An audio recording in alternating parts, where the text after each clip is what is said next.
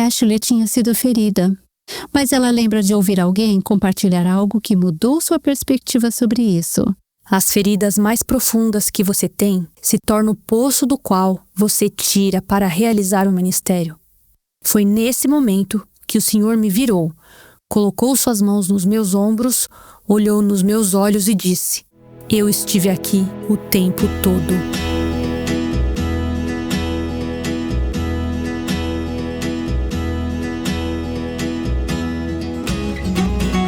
Hoje vamos ouvir a história de Ashley no Aviva Nossos Corações.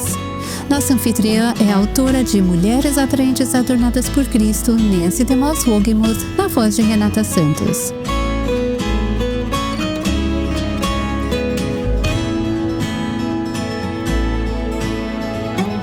A convidada de hoje é uma jovem que sofreu, não tanto pelos seus próprios pecados, embora todos pecamos, é claro, mas pelas consequências do pecado de outra pessoa contra ela. No meio do sofrimento, ela lutou muito com sua visão sobre Deus. Isso mesmo, vamos deixar Erin e Ashley contarem a história. Agora, devo mencionar que, embora não entremos em detalhes específicos, há menção de abuso em um contexto familiar. Caso você tenha crianças pequenas em casa, se programe para ouvir esse episódio no momento mais adequado para você e sua família. Erin Davis trabalhou por diversos anos com o Aviva Nossos Corações e liderava a equipe de conteúdo do ministério. Ashley Gibson fazia parte dessa equipe. Ambas moravam em outros estados e trabalhavam remotamente.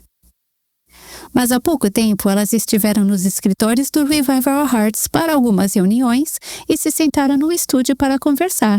Vamos ouvir. Ashley, isso pode soar estranho. Eu amo essa história, mas ela faz meu coração doer. Sim, as pessoas geralmente me falam isso. Sério? Ah, sim, muitas vezes. Eu amo a evidência clara de Deus agindo nos momentos difíceis, mas há partes da sua história que eu gostaria que nunca tivesse acontecido com você. Quero que você conte a sua história, porque sei que você é uma das muitas mulheres que passaram por situações semelhantes que vamos compartilhar. Vamos começar lá atrás. Como você descreveria a sua infância? Eu cresci em um lar cristão que eu achava totalmente normal. Meus pais eram super envolvidos na igreja. Meus irmãos e eu estávamos lá todas as vezes que as portas da igreja estavam abertas. A única exceção era se você estivesse vomitando. Essa é uma boa exceção. Essa era a única desculpa para faltar na igreja. Eu fui o menino Jesus na peça de Natal umas 3 vezes. Estávamos sempre lá e cresci ouvindo a palavra de Deus. Cresci ouvindo o Evangelho. Não me lembro de uma fase da minha vida sem Jesus e a palavra de Deus. Eu me converti aos 6 anos, o que é bem jovem. Lembro-me de estar sentado em um culto na igreja. O pastor estava pregando e algo dentro de mim simplesmente fez um clique e disse: você sabe que você também fez coisas ruins. Não só todas essas outras pessoas. Tipo, Jesus não morreu por todas essas pessoas e não por você? Você também precisa de Jesus. Eu fiquei pensando e pensando naquilo. Quando chegamos em casa, depois da igreja, chamei minha mãe de lado e disse: mãe, eu quero ser cristã. Lembro-me de que ela ficou emocionada e disse: tudo bem, vamos sentar. Ela me levou para o meu quarto e nos sentamos na minha cama. Ela me explicou o que significava ser cristã e entregar minha vida a Cristo. Ela orou comigo e foi um momento tão doce. Foi quando eu conheci a Cristo. Sei com certeza que foi nessa idade jovem. Claro que há muito crescimento e aprendizado quando você vem a Cristo tão cedo. Mas tenho certeza de que foi naquele momento que conheci o Senhor. Ah, essa é uma das partes mais bonitas da sua história. Aquela fé infantil que as Escrituras nos encorajam a ter. Que bênção é conhecer a Deus desde tenra idade. Você compartilhava muito com seu pai sobre Deus e as Escrituras no Evangelho durante a sua juventude? Não. E olhando para trás, é estranho porque o homem deveria ser o líder espiritual da família. Certo. Meu pai era um líder em nossa igreja. Ok. Ele não foi hostil à sua fé? À fé da sua mãe? À igreja? Não, de jeito nenhum. Ok. Mas ao crescer, era basicamente ele da igreja era ele da igreja.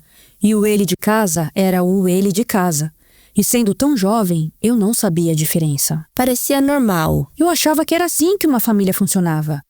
E, em resposta à sua pergunta, nunca conversamos sobre assuntos espirituais. Bem, vou chegar ao ponto difícil. Não porque queria falar sobre isso, mas é uma parte muito importante da sua história. Com o passar dos anos, o pai de casa passou de apenas alguém que não queria falar sobre Deus para alguém muito mais perigoso. Sim, O que você começou a experimentar? foi abuso sexual. Ele pode se mostrar de muitas maneiras diferentes. Eu pensei que era normal. Pensei, acho que é assim que as coisas são. Isso é o que acontece. Certo. Foi uma loucura porque estava bem na minha frente o tempo todo. Mas quando você está vivendo no meio do abuso, muitas vezes não consegue perceber ou entender. Certo. E bem, quando algo está acontecendo atrás da sua porta, na sua família, pode parecer normal. Ou você não consegue ter linguagem para expressar se não parece normal, certo? Sim, Abuso é uma palavra que ouvimos muito. E estou muito grata por termos uma maior consciência do que o poder pode fazer. E como alguns podem usar o poder para prejudicar os outros. O abuso pode acontecer de diversas formas. Nem sempre vai se apresentar como uma mulher com um olho roxo. Pode parecer muitas coisas diferentes. sim, Todo pecado entristece o coração de Deus, e todo pecado causa impacto. Costumo dizer que o nosso pecado coloca estilhaços no coração de quem amamos. É como bombas que explodem. E então, você teve alguns estilhaços em seu coração. Mas as Escrituras ainda afirmam que o pecado sexual pode ter consequências diferentes. O abuso sexual de uma criança pode ter consequências muito devastadoras. E, infelizmente, isso estava acontecendo. Você continuou indo à igreja? sim, Ainda sorrindo para a família lá fora? sim. Então você tem 7 anos. Você provavelmente não tem linguagem para articular como isso está fazendo você se sentir, mas acaba vindo à tona. Eu sei que você quer honrar muitas das pessoas envolvidas, então não quero que você compartilhe nenhum detalhe específico que esteja fora da sua história. Mas nos leve de volta um pouco sobre aquela época em que os outros descobriram que esse abuso estava acontecendo. Sim, minha mãe ficou tão arrasada quando descobriu. Claro, com certeza. Sou muito grata porque ela acreditou em tudo o que estava acontecendo e procurou manter todos os envolvidos seguros e honrando ao Senhor naquela situação, o que foi uma grande bênção. Ela foi uma rocha durante todo o processo, mas, eventualmente, o pecado do meu pai o descobriu. E isso é bíblico. Sabíamos que isso iria acontecer. Sou tão grata por ter acontecido da maneira que aconteceu, porque muitos outros poderiam ter se machucado se não tivesse acontecido. Sim, nem todo mundo pode seguir esse caminho. Nem todo mundo segue esse caminho. Mas todos vocês acabaram buscando ramificações legais. Sim, Você se lembra de ir à delegacia? Você se lembra de ter se reunido com as autoridades? Novamente, você era pequena. Provavelmente na 2ª ou 3ª série. Não consigo me lembrar da 2ª ou 3ª série e não tenho as marcas de trauma em meu cérebro que você provavelmente tem. Mas o que você lembra daquela época? muito disso está realmente embaçado para mim, para ser honesta. Lembro-me da primeira vez que fomos à delegacia. Não me lembro de nada que aconteceu lá, além de estar sentada no saguão. Só lembro de estar sentada na cadeira e meus pés não tocarem o chão. Eu fiquei sentada lá, balançando os pés. Isso é tudo que me lembro, honestamente, daquela época. Obrigada por compartilhar essa imagem. Essa é a parte da sua história que me faz ter um nó na garganta. De uma menininha. As pessoas que estão ouvindo isso não podem ver você, mas você é linda. Você tem cabelos loiros ondulados e um rosto angelical. Posso imaginar você como uma garotinha sentada no que imagino ser uma delegacia de polícia estéril, provavelmente assustadora, balançando as pernas, tendo que descrever algo em uma linguagem adulta para algo que você vivenciou. Portanto, tenho certeza de que o Senhor estava com você naquele momento, mas fico muito triste por você ter passado por aquele momento. Sim, e uma das coisas mais malucas foi que me lembro de ter recebido perguntas porque não fui eu quem se apresentou primeiro. Havia outras de quem seu pai estava abusando. Sim, eu só me lembro de ouvir perguntas. Tinha tanta coisa que eu não lembrava. Tipo, minha mente simplesmente não tinha respostas para as perguntas que eles estavam me fazendo.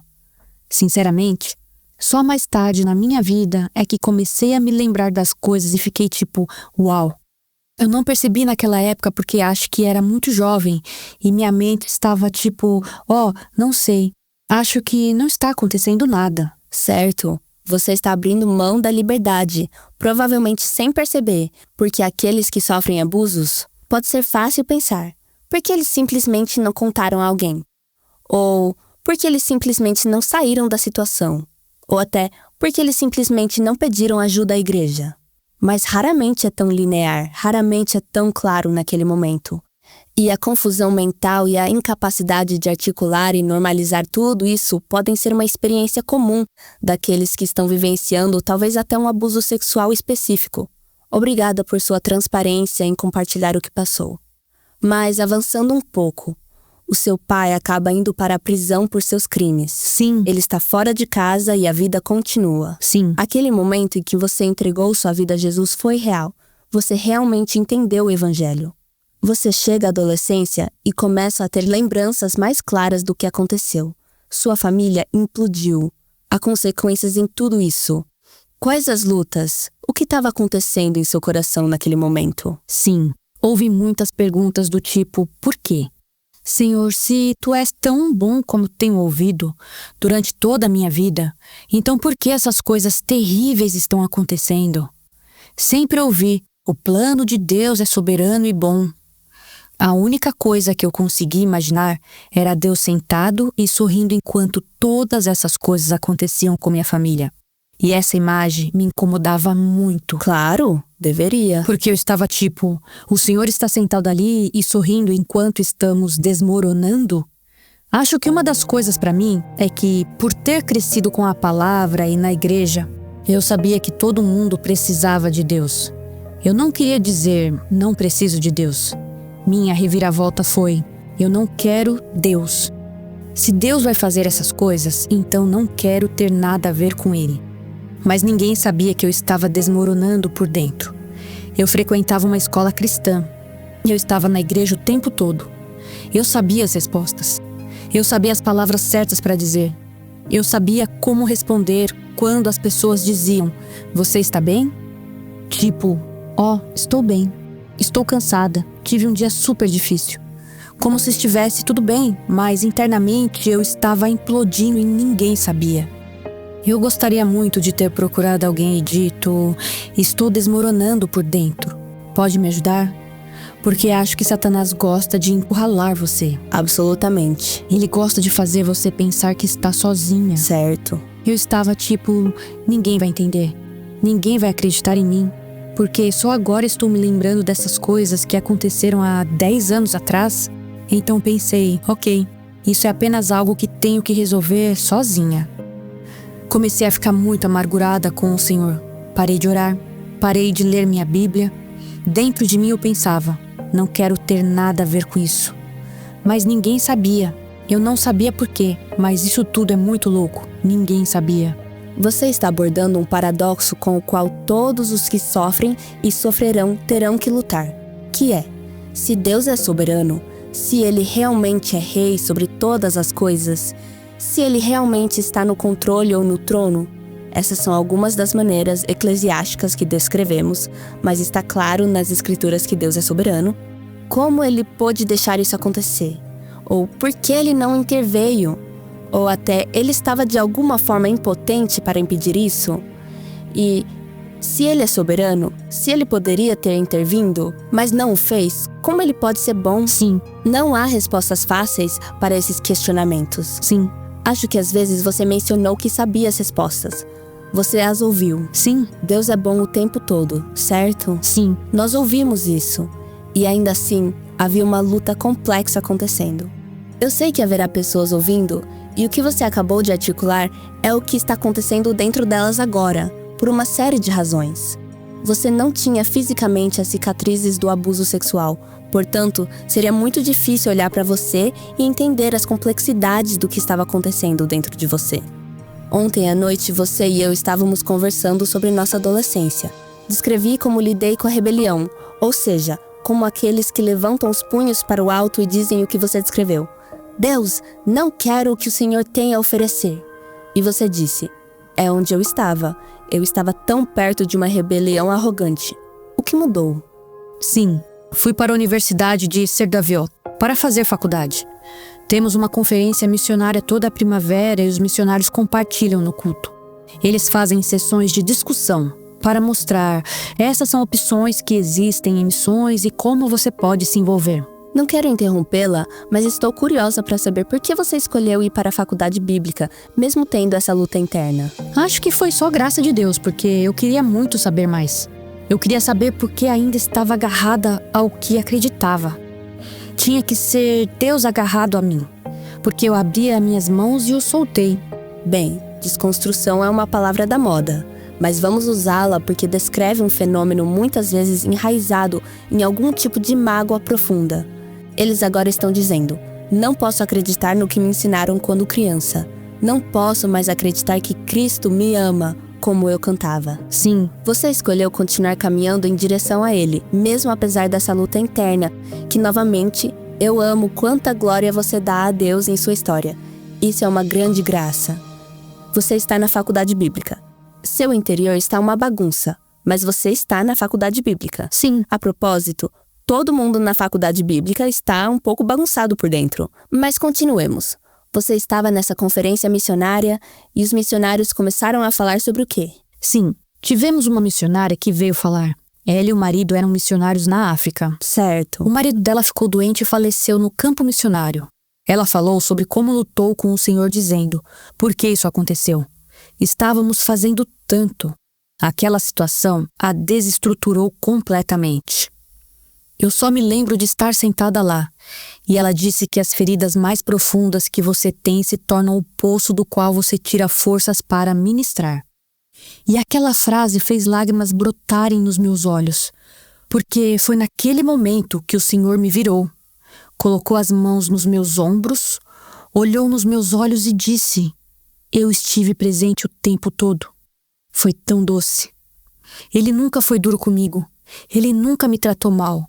A imagem que eu tinha de Deus era de alguém com mãos pesadas o tempo todo. Claro, você via Deus como um abusador. Sim, e ele foi tão doce, tão amoroso, apenas me virou e disse: eu estive aqui o tempo todo. Eu não gosto do que aconteceu com você. E foi naquele momento que tudo mudou para mim. Bom, meus olhos também estão marejados. Sempre fico emocionada quando ouço você contar sua história. É porque fico muito triste que você tenha passado por esse abuso. Mas também porque sei que você representa muitas pessoas que passaram por algo semelhante e que se perguntam: onde o Senhor estava, Deus? O Senhor estava em um trono brilhante, sorrindo para nós enquanto meu pai me abusava sexualmente? Ou enquanto meu pai abandonava nossa família? Ou enquanto minha mãe era fria e cruel? Ou insira aqui qualquer número de experiências da infância. O que você acha que Deus estava fazendo durante aquele abuso? Eu não sei. Só sei que o Senhor me trouxe a um lugar onde sinto que posso compartilhar minha história e sinto que posso exaltar Jesus nela. E apesar de tudo o que aconteceu, talvez eu nunca entenda deste lado da eternidade o que Deus estava fazendo. Mas sei que Ele estava fazendo algo e sei que Ele é bom e faz o bem. Sim. Nos dias difíceis me apego a isso. Deus, Tu és bom e fazes o bem. Talvez eu não entenda agora, mas um dia, quando estiver na glória, tudo fará sentido. Sim, fará. Eu acho que ele estava chorando. Acho que as escrituras deixam muito claro que o pecado parte o coração de Deus. Cada pessoa que foi tocada por aquela situação na sua família é um filho de Deus, feito à imagem de Deus. Acho que a dor que você experimentou, que sua mãe experimentou, que outros nessa situação experimentaram, provavelmente é pequena em comparação com a dor de Deus. Isso por si só é um tipo de consolo. Ele não foi indiferente a isso. Amém.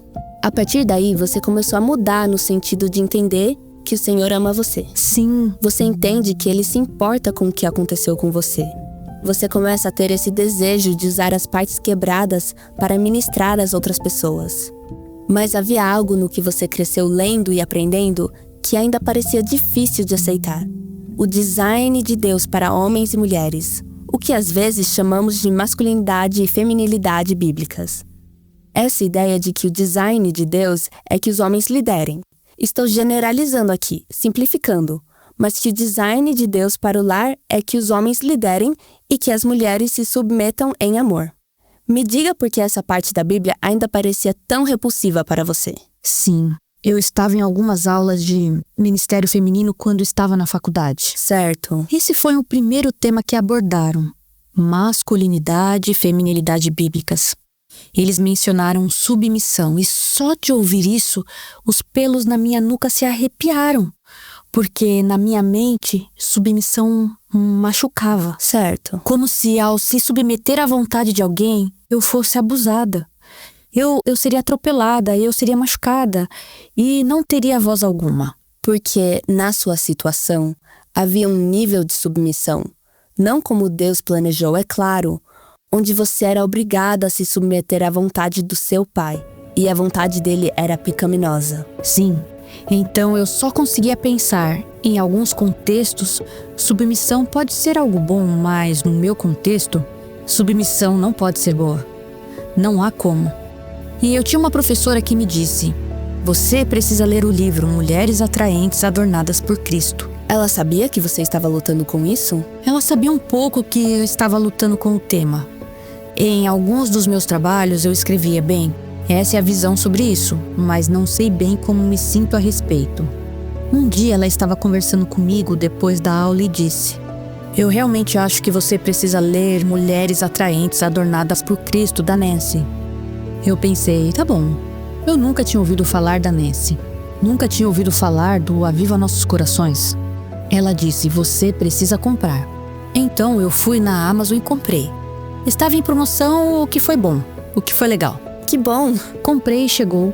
Li em 4 dias. Vamos fazer uma pausa aqui, porque esse não é um livro pequeno.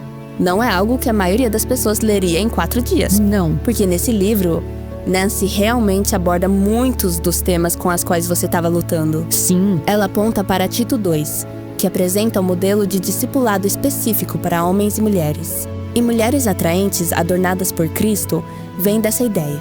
Ao nos submetermos ao plano de Deus, adornamos a beleza do Evangelho. Estou dando aqui uma versão ainda mais resumida do que um resumo de rodapé. Mas é realmente um tratado sobre o que as Escrituras dizem a respeito desses temas. Sim. Para você ler isso em 4 dias, é algo incrível. Você dormiu? Dormi, mas ficava acordada até tarde lendo. Certo. Eu terminava minha lição de casa e depois voltava para o livro. Simplesmente não conseguia largá-lo. Algo nele era muito cativante para mim. Não era você lendo o livro, era o livro lendo você. Exatamente. Isso acontece às vezes com livros excepcionais. Quando eu terminei, só me lembro de estar sentada, segurando o livro nas mãos, pensando: ok, Deus, se isso realmente é o que o Senhor quer, se isso realmente é o design para a feminilidade, eu vou abrir mão e parar de resistir com tanta força e dizer: ok, confiarei que isso é bom. Tem sido tão lindo. Foi como se o Senhor me atraísse gentilmente, mostrando que o design dele para as mulheres é bom e para protegê-las e amá-las, e que ele valoriza tanto as mulheres, permitindo que elas façam a obra do reino. Isso é tão incrível, porque penso em tempos como o Antigo e o Novo Testamento, quando as mulheres não eram valorizadas. Não. Mas você olha para a visão de Jesus sobre as mulheres e ele as convida a estarem ao lado dele para ministrar. É maravilhoso. Eu recuei e disse: ok, submissão bíblica. Submissão é boa. E de alguma forma o Senhor é glorificado por meio disso. Foi muito doce. Ouvimos Ashley Gibson e Erin Davis falando sobre como Deus trabalhou para ajustar o pensamento equivocado de Ashley sobre ele. Em um nível humano, a sua visão equivocada sobre quem Deus é totalmente compreensível devido à forma como ela foi tratada por seu próprio pai. Ashley e Erin vão explorar mais isso no programa de amanhã, mas eu quero mencionar agora o que será discutido. Quando a palavra de Deus nos chama a nos submetermos a líderes humanos que Ele coloca sobre nós, isso não significa permitir passivamente que qualquer tipo de abuso continue. Por exemplo, dependendo da situação, pode ser necessário buscar um lugar seguro, ou Se leis estiverem sendo quebradas, a polícia ou outras autoridades civis precisam ser envolvidas. Amanhã você ouvirá mais sobre os passos que Ashley precisou tomar em sua situação. Mas, Dana, só com o que já ouvimos até agora, a vida de Ashley é um exemplo maravilhoso de como ela aprendeu a distinguir entre as concepções erradas, os equívocos e até as mentiras do mundo e o que Deus planejou de forma bela, a ordem que Ele estabeleceu. Sim, é maravilhoso. E que incrível que Ele usou seu livro Mulheres Atraentes Adornadas por Cristo como parte desse processo. Sim, Dana, eu me lembro de como fiquei tocada na primeira vez que Ashley e eu nos sentamos para jantar e ela compartilhou essa história comigo. Aliás, temos mais informações sobre esse livro no link que está na transcrição deste programa. Você pode encontrá-lo em avivanossoscorações.com. Há uma passagem que me vem à mente enquanto refletimos sobre o que Ashley compartilhou hoje. É uma profecia do livro de Isaías, no Antigo Testamento. Ele está falando sobre o Messias que viria, o servo do Senhor, e disse sobre o Messias assim: não esmagará a cana quebrada, nem apagará o pavio que fumega, com fidelidade promulgará o direito. Eu amo esse versículo porque ele mostra duas coisas importantes sobre Jesus. Primeiro, ele destaca a doce ternura de Jesus, que não esmaga a cana quebrada, nem apaga o pavio que ainda fumega. Mas também revela no mesmo versículo a forte e fiel justiça do Senhor, a justiça que será exercida contra todos os malfeitores. Talvez a sua história tenha alguns pontos em comum com a de Ashley. Talvez você se sinta como uma cana quebrada ou como uma vela quase se apagando. Lembre-se disso. Jesus não vai quebrar você. Ele não vai apagar a sua chama. Ele é gentil, ele é bondoso, ele é compassivo. Ele cuida das pessoas feridas e isso inclui você. E se algum abuso foi cometido contra você, não se esqueça de que o dia está chegando. Tão certo quanto você está ouvindo a minha voz agora. O dia está chegando em que o nosso Senhor, o juiz justo, retornará. Os ímpios serão punidos. Ele corrigirá todas as injustiças. Ele fará todas as coisas novas. Ele é fiel, ele é forte. E, na verdade, o próximo versículo em Isaías 42 diz: não desanimará, nem será esmagado, até que estabeleça na terra a justiça. E nisso, você pode confiar plenamente. Amém. Obrigada por essa lembrança poderosa, Nancy. Ouviremos mais de Erin Davis e Ashley Gibson amanhã aqui no Aviva Nossos Corações. Vamos ouvir um pouco sobre o relacionamento de Ashley com seu marido e ela compartilhará essa mensagem apaixonada com você. Eu só quero que você saiba que, aconteça o que acontecer na sua vida, Deus é tão bom e Ele redimirá o que você passou. Talvez você nunca veja isso deste lado da eternidade, mas Ele fará. Sim, aguardamos você amanhã aqui no Aviva Nossos Corações. O Aviva Nossos Corações é um ministério em língua portuguesa do Revive Our Hearts com Nancy DeMoss Wogemuth, sustentado por seus ouvintes e dedicado a chamar as mulheres à liberdade, plenitude e abundância em Cristo.